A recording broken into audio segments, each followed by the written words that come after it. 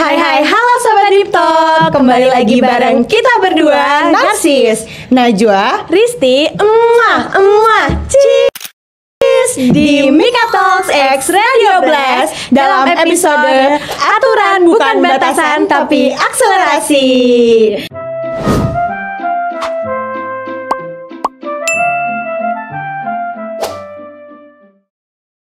Asik, halo Karisti. Halo Jua. Apa kabar nih Karisti? Kelihatannya kayak lagi hektik banget ya akhir-akhir ini. Pasti dong, apalagi nih kita masih ibaratnya masih minggu-minggu awal perkuliahan ya Ju, kayak baru masuk pertemuan keempat nih. Betul banget. Jadi pasti masih banyak kegiatan yang kita lakuin nih Ju di kampus. Kalau Jua sendiri apa kabar nih? Kayak kelihatan mukanya tuh capek, letih, lesu. Apa sih Ju yang dilakuin selama 4 minggu kuliah ini Ju? Ya biasalah Riz, anak stan, kuliah padat, kegiatan dan akademik juga padat. Ditambah ada peraturan-peraturan yang nggak boleh kita lewatin, Bener banget Riz. sih, karena sebagai mahasiswa stan kita tuh nggak cuman harus aktif di berkegiatan ya, tapi kita juga tetap harus ngikutin setiap aturan gak sih Betul Ju? banget. Nah, ngomongin soal kesibukan nih Ju, Iya. aku penasaran nih Sobat Deep Talk yang saat ini lagi nonton dan juga dengerin podcast kita, pernah nggak sih kalian tuh ngerasa kayak aduh kok rasanya kuliah gini-gini aja ya, atau ngerasa kayak kenapa sih di PKN stan tuh peraturannya ketat banget, atau kalian ngerasa kayak kenapa sih teman-temanku sibuk sedangkan aku gini-gini aja, kayak mereka ngerasa ketinggalan gitu loh Ju. Nah, kalau Sobat Deep Talk pernah nih ngerasa kayak gini, pas banget nih Ju. Hari ini kita bakal ngobrol rahasia gimana sih jadi mahasiswa tuh yang nggak cuma pinter tapi juga idaman Ju. Calon menantu idaman maksudnya? Bukan dong, belum bukan waktunya ya? dong, Belum waktunya ya. Jadi belum waktunya ya Sobat Deep Talk. Idaman yang kita maksud di sini adalah mahasiswa idaman yang nggak cuma cerdas tapi juga taat pada peraturan, Bener disiplin banget. ya. Bener. Aku yakin Sobat Deep Talk nih pasti familiar banget gak sih sama yang namanya Perlima. Benar. Dimana Perlima ini tuh secara garis besar mengatur tentang penyelenggaraan pendidikan di PKN STAN. So without any further ado, langsung aja kita sambut sumber dari segala sumber aturan kita, yaitu Pak Willy sebagai Kanit UPK dan juga Ari sebagai POV dari mahasiswa asrama. Ayo kita sambut nih Sobat Deep Talk, dan Pak Willy. Silakan duduk Pak Willy dan Ari. Aduh kayak seru banget nih. Iya nih, karena udah sumber dari segala Sumber dari tadi segala ya. sumber. Iya. Bisa dicek Oke. dulu mungkin Cek suaranya. sound. Cek. Oke. Aman ya. Pak Willy nih, apa kabar nih Pak Willy? Alhamdulillah. Sehat. Alhamdulillah. Sibuk nih Pak Willy akhir ini. Hektik. Sepertinya nggak mungkin nggak sibuk ya. Iya benar juga Bener sih. juga sih. Selain ngajar juga kegiatan non akademik juga pasti full. Bener-bener. Kalau dari Ari nih sebagai mahasiswa asrama, anak asrama lagi sibuk apa sih akhir-akhir ini? Anak asrama lagi sibuk ya, kami selalu ada kegiatan sih kebetulan. Oh, Selalu ada iya. kegiatan yang apa ya buat menyelingi tiap minggu tuh selalu ada aja kegiatan gitu. Contoh, spill dong, spill. Contoh, kebetulan kemarin kami barusan ada pemilihan badan angkatan buat angkatan 2024 angkatan Manggala. Jadi kami udah menentukan siapa ketua angkatannya dan siapa dewan perwakilan prodinya. Wow, Gercep menarik Ju, ya. gercep ya. Kayaknya angkatan kita tuh baru dibentuk pas setelah kita keluar asrama ya. Iya, benar. Kayak Wah. Manggala nih selangkah lebih cepat gitu Iya. sepertinya. Berarti ada improve. Benar, improve Bagus. dari tahun yang sebelumnya ya Ju. Oke. Mumpung nih Ju, kita lagi ngobrol sama Kanit UPK nih sama Iya, Pak sama Pak Willy. Kami Pak dan juga mewakili sobat-sobat Mika Deep Talk. Talks, iya. Penasaran banget nih Pak, sebenarnya Perlima tuh bahas apa sih Pak? Apakah cuman perihal akademik Pak? Mungkin Pak Willy bisa jelasin nih Pak sebagai Kanit UPK. Apa Oke. sih Perlima itu? Oke, baik. Selamat sore teman-teman semuanya. Sore. Sore. Saya perkenalkan dulu ya, saya Willian Bagus Alamsyah, biasa dipanggil Pak Willy. Saya menjabat sebagai Kepala Unit Pembangunan Karakter sejak awal 2022. Dan pembangunan karakter di sini artinya adalah turunan dari statuta di mana mahasiswa tidak hanya menempuh kurikulum akademik tapi juga kurikulum pembangunan karakter. Nah, teman-teman semuanya, konsekuensi atas statuta tersebut, mahasiswa tentunya perlu memahami apa yang sudah ada di PKN STAN. Nah, salah satunya Betul. adalah Perlima ini. Perlima, Ya, tentang penyelenggaraan pendidikan. Secara garis besar, kalau dari judulnya kan tentang penyelenggaraan pendidikan, artinya segala sesuatu yang berkaitan dengan perkuliahan, kemudian kemahasiswaan, semuanya ada di dalam Perlima tersebut. Mulai dari teman-teman masuk ke ke kampus, Iya. mulai dinamika. Jadi di situ ada segmen tentang orientasi. Betul, Ya, Pak. Bagaimana mahasiswa baru harus melakukan orientasi, tema-temanya apa.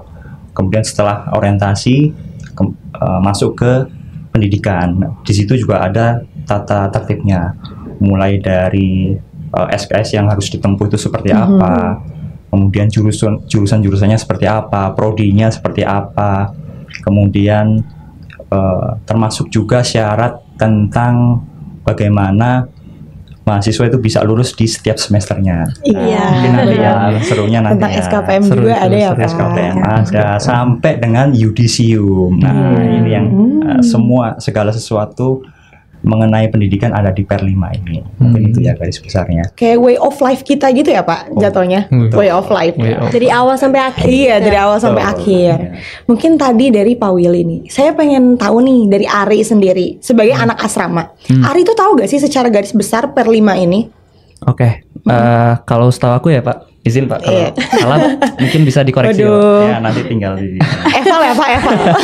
Jadi setahu saya Pak, Per 5 itu ya mungkin udah dijelasin juga sama Pak Willy dan kakak-kakak sekalian ya, Per 5 itu tentang penyelenggaraan pendidikan di PKN STAN itu sendiri. Betul. Dan kata Pak Willy juga bahwa ya selama perjalanan kita menempuh pendidikan di PKN STAN ini, pendidikan itu dibagi jadi dua, pendidikan akademik dan pendidikan pembangunan karakter. Betul. Mungkin mau ngomongin tentang pembangunan karakter sedikit ya Pak. Jadi pembangunan karakter itu sesuai yang udah disosialisasiin juga sama ada mentor sama pengasuh. Kalau itu tuh dibagi per tingkat sebenarnya Pak. Untuk tingkat pertama itu karena saya masih mahasiswa asrama itu namanya tahap penanaman gitu. Tahap penanaman. Iya, tahap penanaman gitu. Dan benar-benar tahap penanaman itu gimana caranya kita sebagai mahasiswa baru, khususnya di tingkat pertama di asrama, itu benar-benar diajarkan dasar-dasarnya, dasar-dasar bagaimana ya kita bisa menjadi pribadi yang lebih baik agar bisa menjadi calon penggawa keuangan negara yang lebih baik ke depannya. Betul banget. Jadi sebenarnya di sini karakter kita tuh dibentuk ya, Pak, biar bisa jadi mahasiswa yang berintegritas. Karena nantinya juga kita jadi pelayan masyarakat. Betul gitu ya, Pak? Ya, betul. Iya. Jadi memang tadi Arin bilang untuk calon Penggawa keuangan negara. Jadi sebelum menjadi penggawa keuangan negara, maka disinilah kawah candra di mukanya mahasiswa. Kawah candra di Betul. mukanya. Permulaannya. Permulaannya. Sebenarnya kawah candra di muka di sini tidak hanya untuk mahasiswa ya, tapi bagi seluruh civitas. Ya, Betul. Itu sebenarnya bukan hanya untuk mahasiswa, tapi kampus ini menempa kita semua, ya, baik dari mahasiswa maupun dari tenaga pendidikan, termasuk juga dosen. Jadi kita selalu melakukan continuous improvement. Sebenarnya benar-benar way of life ya, Riz. Benar, permulaan itu tadi Permulaan juga. tadi. Oke, mungkin aku mau nanya lagi nih buat Ari nih sebagai Boleh. seorang Gen Z nih, anak-anak muda nih Jo. Betul banget. Menurut Ari nih, peraturan yang ada di PKN STAN nih Per 5 itu tuh jadi hambatan buat kamu atau kamu ngerasa justru memperlancar kuliah kamu nih? Kita kan di STAN nggak cuma fokus akademik aja nih, Betul. tapi kita juga harus kayak cari SKPM nih, kita aktif Formawa, kepanitiaan, kan itu juga salah satu cara untuk bentuk kita ya, biar jadi pribadi yang lebih baik gitu. Menurutmu apakah Per 5 ini menghambat atau justru memperlancar? Pertanyaannya cukup cukup membuka pikiran sebenarnya. Jadi Ini ada Pak Willy nih. wih, aman.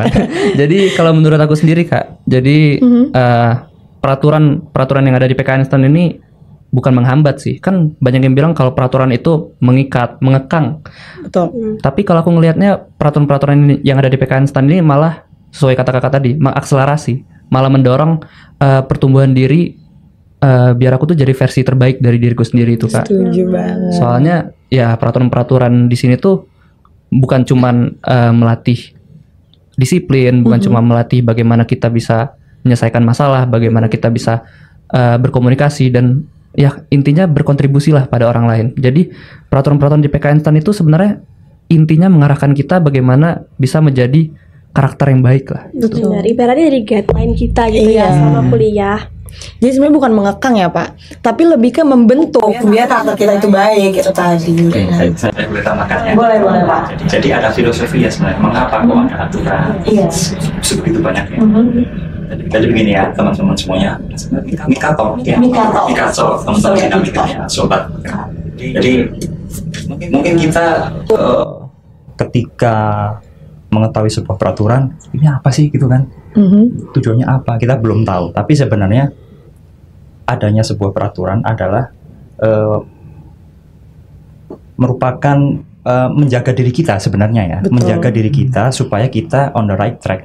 Jadi ketika kita melenceng, ya kita akan ditegur gitu. Jadi tujuan kita apa sih kuliah di STAN? Tujuan kita adalah menjadi mahasiswa PKN STAN, kemudian nanti menjadi lulusan yang berakhlak mulia, kemudian mampu berkontribusi kepada negara dan memiliki jiwa kepemimpinan.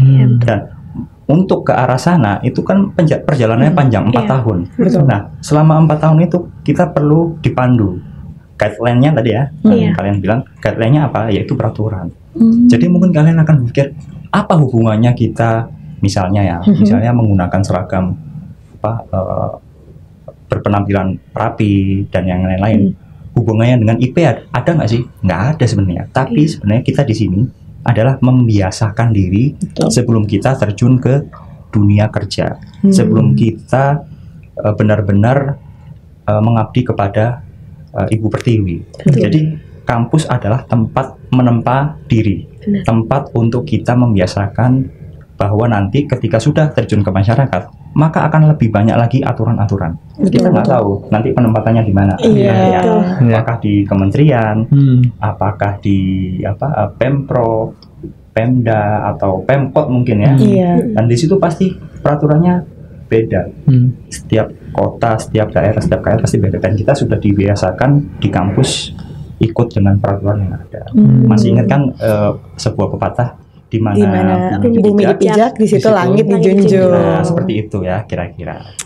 Benar sih Pak, benar-benar. Jadi sebenarnya itu semua dari mindset ya Pak. Perihal mengekang sama tadi mengakselerasi dan membentuk. Nah, kan tubuh kita dikendalikan oleh pikiran itu tadi Pak, mindset gitu. Yang sering banget Gen Z ini sebut mindset.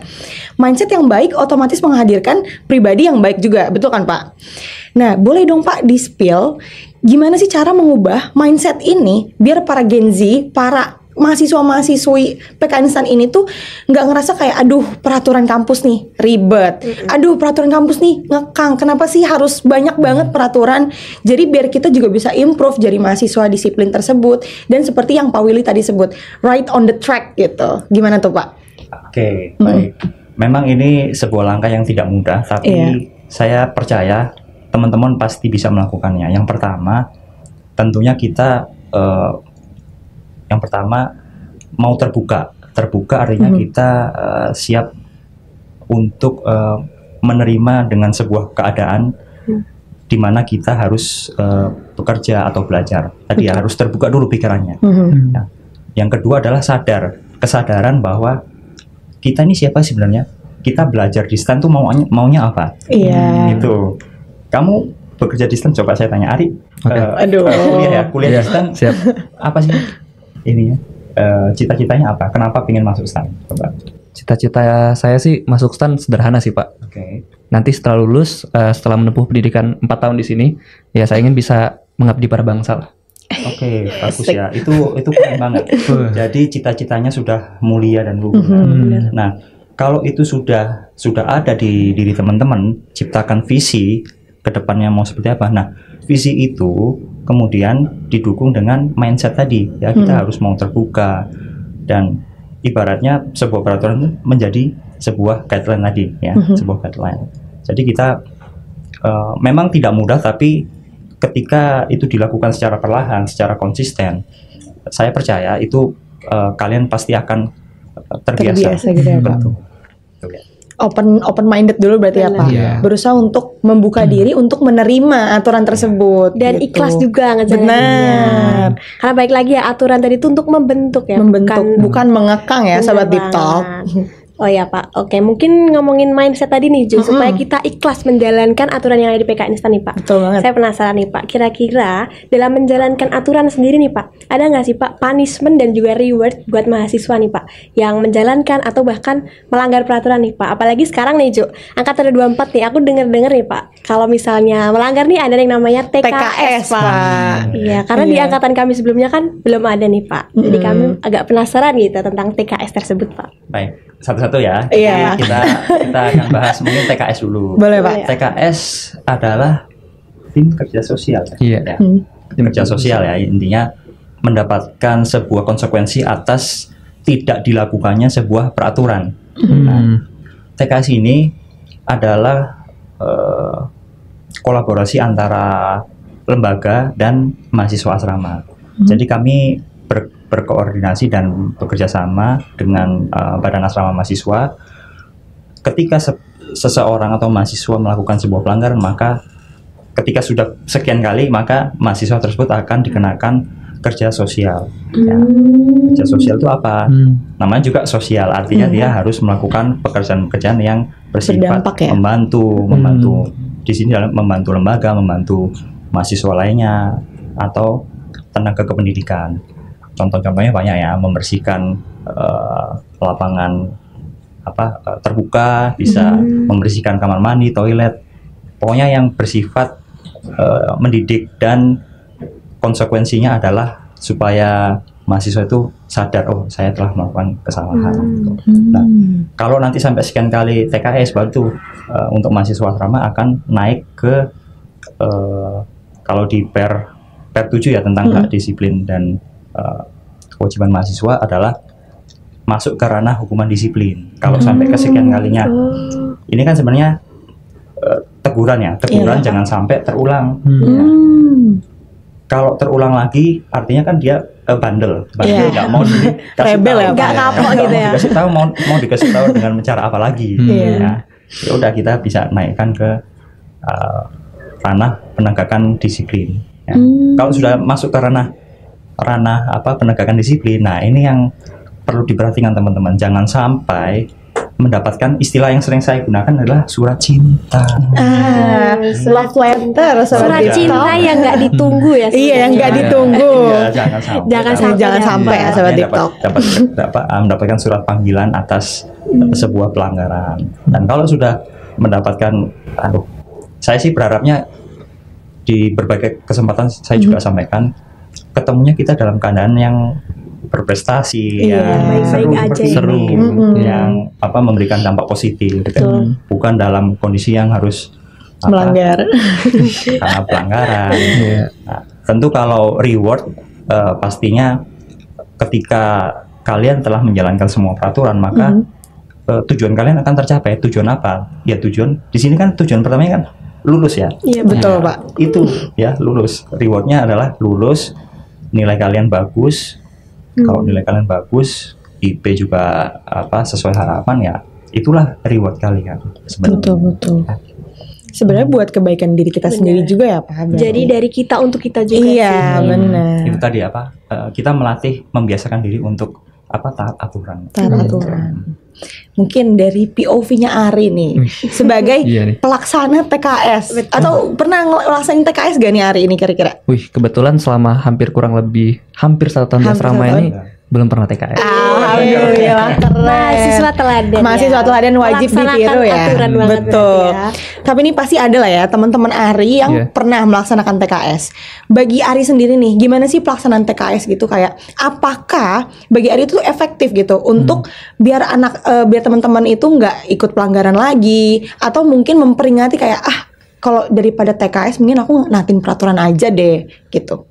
Kira-kira efektif gak nih kalau menurut Ari? Oke, mungkin ngomongin dari segi pelanggaran dulu ya. Pelanggaran di asrama itu kan cukup beragam sebenarnya. Ada yang dari pelanggaran ringan, ada yang sampai pelanggaran sedang, sampai pelanggaran berat. Jadi sistemnya kalau di asrama di PKN STAN itu, kalau misalnya ada pelanggaran ringan, misalnya dia terlambat ibadah pagi, dia terlambat turun untuk apel pagi, kelengkapan pakaiannya saat apel itu tidak lengkap, itu bentuknya masih awalnya dalam indikasi pelanggaran terlebih dahulu. Terus setelah indikasi itu sudah diproses, akan ada semacam akumulasi lah, sebagai akumulasi berapa banyak pelanggaran yang telah dilakukan dalam kurun waktu 1 minggu itu. Nah, kalau udah diakumulasi oleh ada namanya bidang kepatuhan internal di asrama itu, akan di broadcast lah, ada nama-nama orang yang akan melaksanakan TKS. Gitu. Berarti diakumulasi dulu. Akumulasi dulu berarti. Nggak langsung dapat hukuman. Jadi ya mungkin benar kata Pak Willy tadi, ada semacam teguran lah.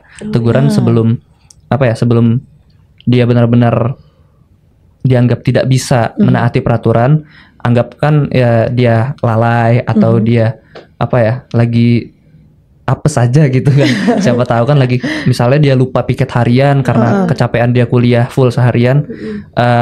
Bentuk indikasi pelanggaran dalam bentuk teguran itu bisa jadi bentuk reminder lah, friendly reminder juga dari bidang kepatuhan internal ya, biar kita tetap menjaga kedisiplinan gitu. Tapi aku penasaran deh juga, kalau dari indikasi pelanggaran tadi tuh, ada nggak sih sebenarnya kita tuh klarif gitu misalnya, meskipun masih indikasi, tapi kita udah klarif, perlu nggak sih? Oke. Sempat kejadian sih. Mungkin kita ngomong sempat ada peraturan baru di asrama sendiri. Oh iya. Iya, ada peraturan baru. Jadi di asrama PKN sendiri sekarang itu sistem makan siangnya itu kan makan siang selektif. Jadi harus ada pendataan gitu, makan siang. Jadi setiap kita makan siang itu harus ada bukti kita sudah mengambil porsi makan siang kita. Nah, dan dari situ membuat sebuah prosedur baru, secara nggak langsung prosedur baru dalam pengambilan makan siang di asrama. Jadi kadang mahasiswa asrama itu mungkin jadwal kuliahnya mepet dengan jam makan siang. Jadi banyak yang udah ngambil makan tapi lupa timestamp, lupa mengirimkan atau melampirkan bukti dia sudah makan. Jadi sistemnya kalau di asrama sekarang harus mengirimkan tiap makan siang. Nah, sistemnya kalau di asrama sekarang untuk dia baru dihitung pelanggaran itu dia harus lupa 3 kali. Oh, Dia ada harus lupa. akumulasinya Ada berarti akumulasinya. Ya. Mungkin kalau yang pertama, anggap dia benar-benar lagi nggak sempat gitu ya Pak, lagi nggak sempat. Yang kedua mungkin emang kelupaan aja, dan yang ketiga berarti wah udah benar-benar dia sengaja. Sengaja nih bisa jadi mungkin ya. sengaja. Iya, jadi adanya indikasi dan pada akhirnya diakumulasi baru bisa dikonversi jadi bentuk TKS itu ya, jadi benar-benar jadi salah satu sistem yang baik lah gitu. Betul. To keep on the track gitu ya. Iya benar. Tapi itu improve sih. Ya, improve. Soalnya dulu waktu angkatan saya Pak, saya sama Risti untuk makan siang tuh kita nggak ada sistem pelampiran bukti gitu Pak. Kita hanya tanda tangan ya dulu. Iya, kita cuma tanda tangan. Dimana sebenarnya tanda tangan itu riskan ya Pak. Karena untuk risiko nitip ijazah nitip tanda tangan tuh pasti ada. Dan makanya kita juga sering ngelihat banyak banget sisa-sisa makan siang gitu yang nggak kemakan.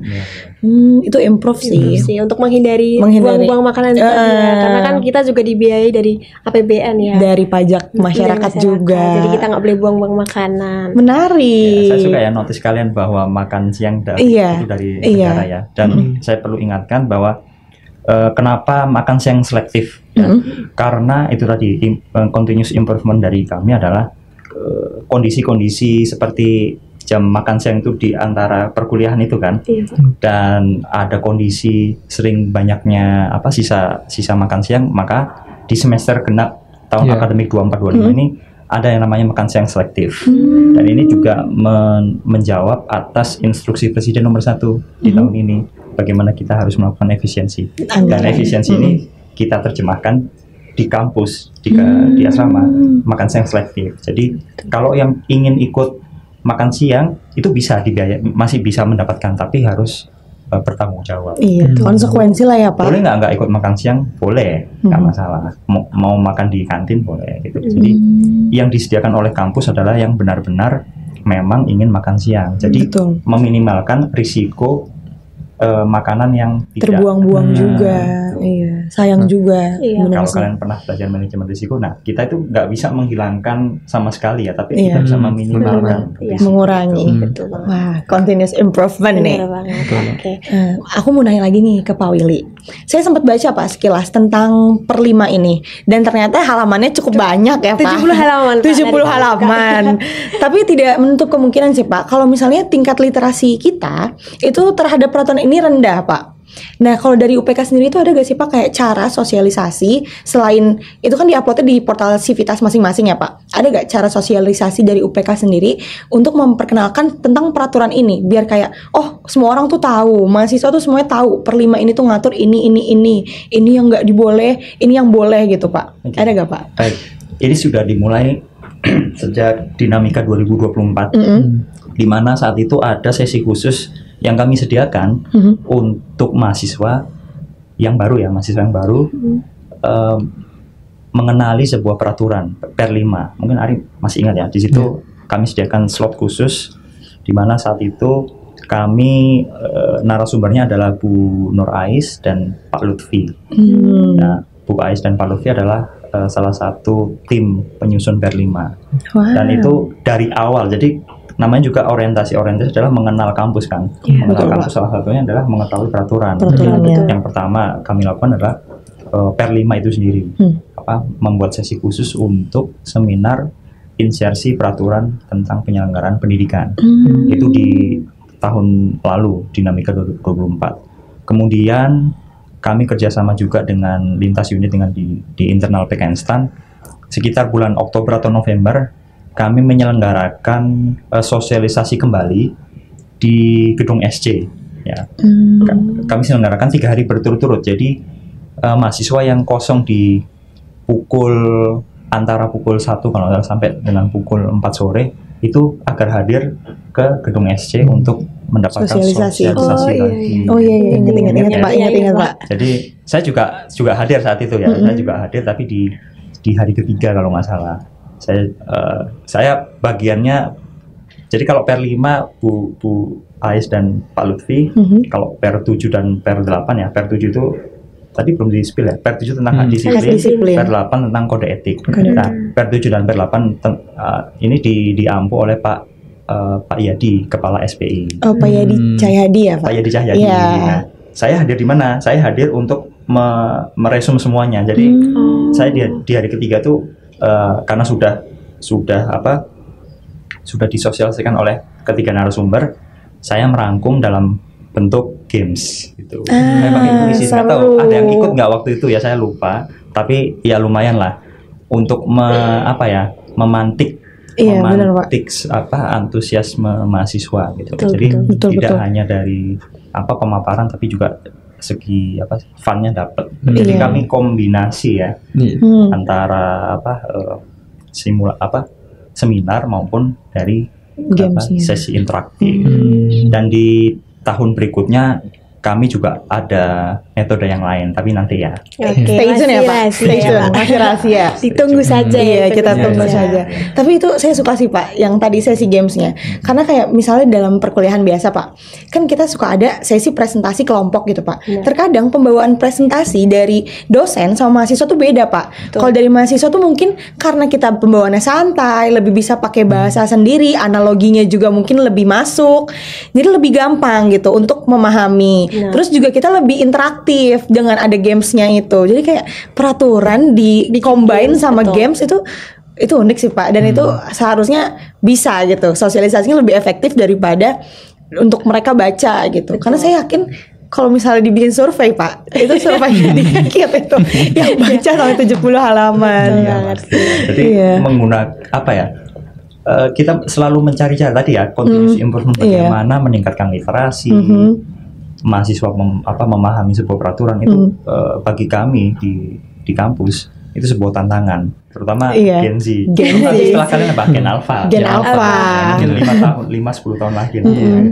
Bagi kalian nanti juga gimana nih cara untuk biar bisa bonding dengan Gen Alpha? Kalian pasti juga akan mencari metode-metodenya pasti akan berbeda. Dan kalau para mahasiswa atau kalian nanti yang ada di kelas saya pastikan di kelas saya pasti akan interaktif. Kalau yang pernah mendapatkan mata kuliah saya nggak hanya kuisis ya, ada minimal 3 ya. Kahut Pak. Kuisis, kahut sama kuisis hampir sama. Word wall. Itu seru banget Pak. Itu seru banget kayak main games beneran. Word wall itu banyak pilihannya banyak. Pilihannya banyak. Satu lagi bamboozle. Oh iya saya tahu. Saya pernah pakai bamboozle buat presentasi. Pokoknya menyenangkan lah. Ada ular tangganya juga. Apalagi mahasiswa PKN tuh kan jiwa kompetitifnya tinggi. Kompetitif banget. Apalagi kalau kita dipancing pakai game tuh pasti langsung kayak aku harus menang, aku harus baca, aku harus tahu biar jawabannya benar gitu. Mungkin nih last but not least ya Cil. Asik. Apa tuh last but not least? Apa sih Pak kira-kira yang perlu kita highlight tentang PER 5 ini Pak? Khususnya anak-anak asrama nih Pak, yang nantinya tuh apalagi mahasiswa baru ya Pak, nanti kan pasti akan beradaptasi nih sama kehidupan asrama dan kehidupan kuliah di PKN STAN. Jadi apa sih Pak yang perlu kita highlight terkait PER 5 ini tadi? Oke, terima kasih pertanyaan mungkin terakhir dan pesan saya ya. PER 5 adalah peraturan untuk kita mengetahui bagaimana penyelenggaraan pendidikan di STAN. Karena kita kuliah ya teman-teman mahasiswa baru semuanya, maka kita perlu tahu syarat untuk, karena tujuan kita kan lulus. Nah, syarat untuk lulus itu apa? Contoh di semester ganjil IP minimalnya itu harus berapa? Nggak boleh dapat angka bukan angka, maaf, huruf. Ya, hurufnya apa? Itu ada di Per 5 ya. Silakan nanti dibaca sendiri. Ya, kemudian di semester genap itu IPK minimal 2,775. Itu juga harus disiapkan. Kemudian kehadiran itu juga penting ya. Betul banget sih. Kehadiran, kemudian peraturan-peraturan lainnya kalian juga harus pastikan itu. Sebenarnya Per 5 tidak bisa dipisahkan dengan Per 7 ya, tapi Per 5 ini induknya peraturan yang harus dipahami oleh mahasiswa. Karena di Per 5 ada mengatur tentang akademik dan pembangunan karakter. Iya, Pak. Nah, itu ada dari IP akademik. Bagaimana dengan pembangunan karakter? Di situ juga akan teman-teman ketahui kegiatannya apa saja, mulai dari pengasuhan, pembinaan fisik, mental, sosial, ideologi maupun spiritual. Kemudian ada konseling, organisasi. Organisasi artinya adalah kalian di kampus jangan hanya belajar. Betul. Oke, ini pesan penting. Penting, highlight ya Pak. Di bold. Jangan hanya belajar. Betul banget. Kalian juga harus berkegiatan. Ini salah satunya kayak kakak-kakak ini. Ya kan? Malu Pak. Mereka ini farming SKPM. Farming Farming SKPM. Ini kayaknya sudah penuh, udah tumpah-tumpah gitu ya. Amin. Udah sampai 100 apa SKPM. Kalian silakan buka Per 5. Per 5. Gitu, ya. Mungkin nanti kasih link di sini. Oh iya, silakan. Per 5 ada jawaban Per ya 5 dari adalah semuanya jawaban. di sini. Jadi kalau dari saya, jangan hanya belajar, Betul Pak. tapi juga berkegiatan, berkreativitas, dan mengimprove diri sendiri. Betul. Gitu. Kalian passionnya apa? Kalian kembangkan. Itu. Betul banget. Kalian suka kesenian, silakan. Ada yang suka musik, mungkin ada yang suka menggambar atau di Suka bidang ngomong, perfilman. Suka ngomong, masuk ke Radio Blast, pokoknya ngoceh. Ngoceh dapat SKPM coba. Betul. Gimana lagi kalau di Radio Blast ini nggak endorse ya? Promosi ya Pak. Itu salah satu contoh ya teman-teman. Kepanitiaan juga bisa. Betul. Ya. Dan satu kosakata dari saya ini, aktiflah. Nah, aktif itu artinya jangan diem aja gitu. Betul. Ketika ada kesempatan, ambil. Betul. Walaupun Setuju. itu sesuatu yang baru buat kalian. Misalnya ada tantangan dari dosen yang kalian belum pernah lakukan, ambil aja. Yang penting mau dulu. Yang penting ambil kesempatan, karena kesempatan nggak datang 2 kali. Betul banget. Yang ngomongin keaktifan tadi nih Jo, di STAN tuh kan juga banyak wadah ya. Jadi buat mahasiswa tuh kita tuh punya banyak tempat buat menyalurkan kemampuan kita gitu loh. Atau kalau misalnya belum nemu nih, kita tuh bisa gali di sini karena di sini banyak wadahnya Jo. Betul. Jadi tadi continuous improvement mungkin bukan cuma di peraturan ya Pak, tapi di diri mahasiswanya juga harus continuous improvement tadi. Ini kata-katanya bagus banget Pak, continuous improvement. Mungkin kalau dari Ari nih aku pengen dengar sebagai mahasiswa nih, POV-nya gimana nih untuk pesan dan kesan untuk Sobat Deep Talk. Oke, kalau untuk pesan dan kesan ya Pak, dari Bapak tadi sangat menginspirasi sebenarnya Pak. Oh ya, kita sebagai mahasiswa tuh jangan cuman ya kupu-kupu aja, jangan kuliah pulang dan belajar aja. Karena ya kuliah menurut saya sendiri itu lebih dari itu kan Pak. Jadi kita harus emang aktif berkegiatan di luar. Kan kegiatan di luar banyak banget Pak. Betul. Bisa itu kegiatan buat minat dan bakat, buat pengembangan diri. Volunteer juga ada malah. Jadi benar-benar peluang kita dan kesempatan tuh benar-benar terbuka lebar juga buat kita untuk berkembang kan. Gitu.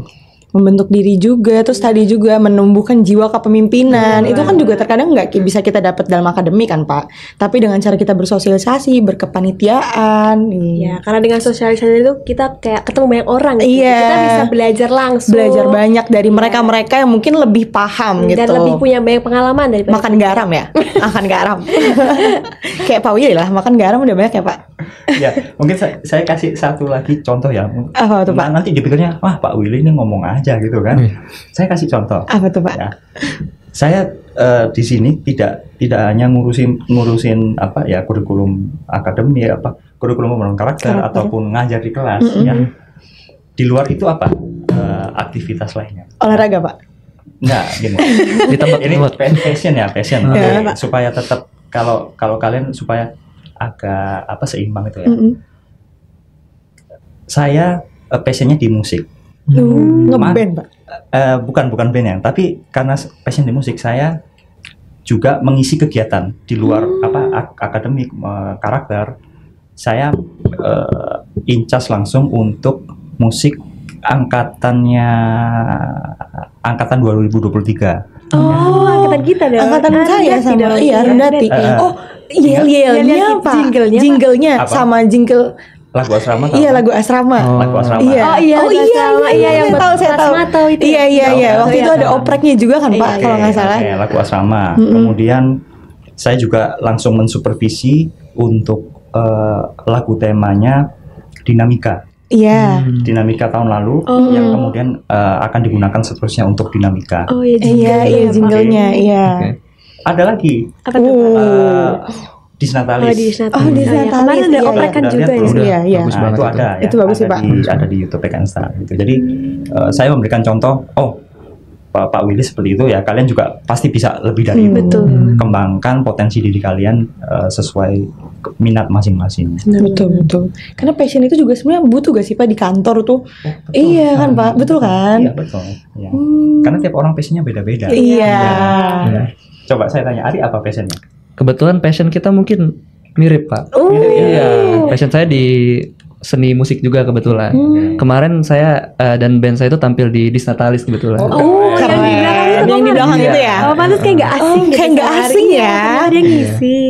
Terus keren. ya apa ya?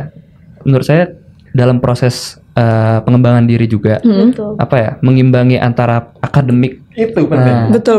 Menyeimbangkan. Ya. menyeimbangkan. Time managementnya Iya. juga kali ya, Pak, dilatih ya, Iya. Pak? Ketika agak hektik itu dengan passion kamu itu bisa mengembalikan mood. Oh, benar. Stress Bener relief juga. Bener banget. Biar nggak gampang Iya. burn out. Kalau host apa passionnya? Kita Dari sebenarnya Risti dulu. Kalau kita nih Mbak Radio Blast tuh suka kumpul dan ngoceh Pak itu. Iya. Ngoceh ya. Jadi passion kita tuh Sesuai. ngoceh. Jadi kalau kita pusing nih, kita kumpul dan ngoceh semua itu udah nge-charge energi Iya. kita sih Pak.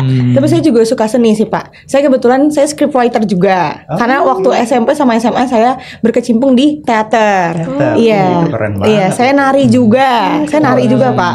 Alhamdulillah saya cukup lah jam terbang. Kalau nari di stand namanya ini kan Sabda Nusa. Iya. Ada satu lagi WADH. WADH juga ada Kalian modern dance gitu sih, mau Pak. yang kontemporer ada Sabda Nusa, yang modern masuk ke WADH. WADH. Banyak wadahnya Banyak. untuk Banyak mengembangkan diri ya. Spill lagi karena saya di passion di musik, nanti ada satu karya lagi. Ya, satu karya lagi. Ini kolaborasi dengan teman-teman. Tapi iya. nanti kalian tunggu tanggal mainnya. Rahasia lagi ya. Nanti ditunggu ya. Ditunggu. Ada reminder mungkin ya, Pak. Ada, pasti ada. Countdown. Kisi-kisinya gini, ya. Kisi-kisinya adalah kampus itu kan mahasiswa stand masuk, kemudian lulus. Satu lagi adalah ulang tahun kampus. kampus. Nah, Dinamika sudah, Iya. Disnatalis sudah. Iya. Satu lagi kalian pasti tahu. Wih, sudah. Tapi nanti ya. Kok disambut sih? Kayak, berarti ini eksklusif di sini ya, Pak? Iya, itu aku udah denger sneak peek-nya loh itu. Oh iya. Boleh Kebetulan dong di-spill dong, spill. keren banget, Spill keren dikit. banget. Keren banget ya. Keren banget. Oke, kita Nanti. tunggu Iya. aja ya. Biar Tunggu lebih aja gong ya, gitu. biar lebih- Ada. Pokoknya dari kita untuk kita.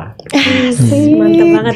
Mantap banget. Sebenarnya dengan banyaknya ormawa di Pekanstan itu menggambarkan kalau misalnya mahasiswa Pekanstan tuh nggak cuma pintar belajar, Betul. tapi emang passionnya tuh banyak banget. banget. We're passionate gitu, nggak cuman jenius gitu. Itu dia, nyampe mentok. Bener banget. Oke Ju, kayak obrolan kita cukup panjang ya hari Iya. ini. Dan berbobot banget nih pastinya Betul. buat Sobat Deep Talk. Karena kita gak cuma ngomongin per 5 ya tadi, kita sampai ke passion tadi. Betul. Kayaknya ini keren banget sih obrolan yang patut banget buat didengerin sama Sobat Deep Talk di rumah. Intinya tadi bukan jadi menantu idaman, tapi jadi mahasiswa idaman. Itu bukan cuma soal nilai, Riz. Betul. Tapi juga soal bagaimana kita bersikap, bertanggung jawab, dan menjadikan setiap aturan sebagai panduan untuk jadi versi terbaik dari diri kita. Betul kayak gitu ya, Pak? Sip. Pak Willy Mantap. sama Ari? Betul banget. Mantap. Oke, segitu dulu chit chat kita pada hari ini di Mika Talks X Radio Blast. See you on another episode Sobat Deep Talk. Kami berdua Narsis, Najwa, Risti, cheese. Bye bye. Bye bye Pak. Terima kasih.